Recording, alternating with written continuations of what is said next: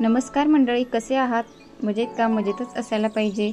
तुम्हाला गोकुळ अष्टमीच्या खूप खूप शुभेच्छा। आज बनवणार आहोत जन्माष्टमीचा आपण प्रसाद म्हणजेच गोपाळकाला। त्यासाठी इथे पोहे घेतलेले आहे। पोहे 1 ते 2 पाण्याने स्वच्छ धुवून घ्यायचे आहे। पोहे मी मोजून इथे घेतलेले नाही, अंदाजे पोह्याचे प्रमाण घेतलेले आहे। पोहे धुतल्यानंतर हे छान सुकवून घ्यायचे आहे आणि थोड्या वेळासाठी चाळणीमध्ये त्याला सुकत ठेवायचे आहे। एका बाउलमध्ये मी आता घेणार आहे मुरमुरे। हे आपल्याला भिजवून घ्यायचे नाही, तर ते तसेच कोरडे घ्यायचे आहे। आणि रोस्ट केलेली चना डाळऐवजी तुमच्याकडे जर फुटाणे असतील तर तुम्ही ते फुटाणे सुद्धा यामध्ये घालू शकता। आणि घालते आहे पेरू आणि डाळिंब।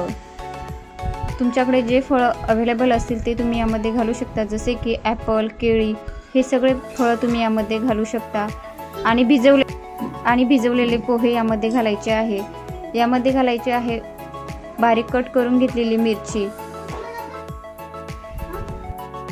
हे साहित्य घालून घेतल्यावर आपल्याला यामध्ये घालायचं आहे लोणचं।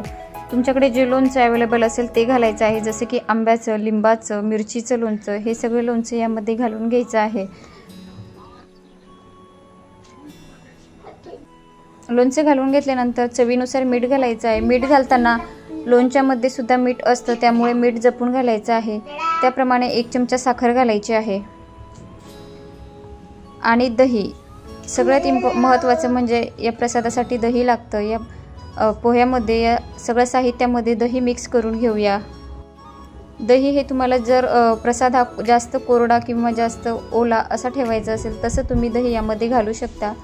दही घातल्यानंतर यामध्ये घालायचे आहे तुळशीची पानं।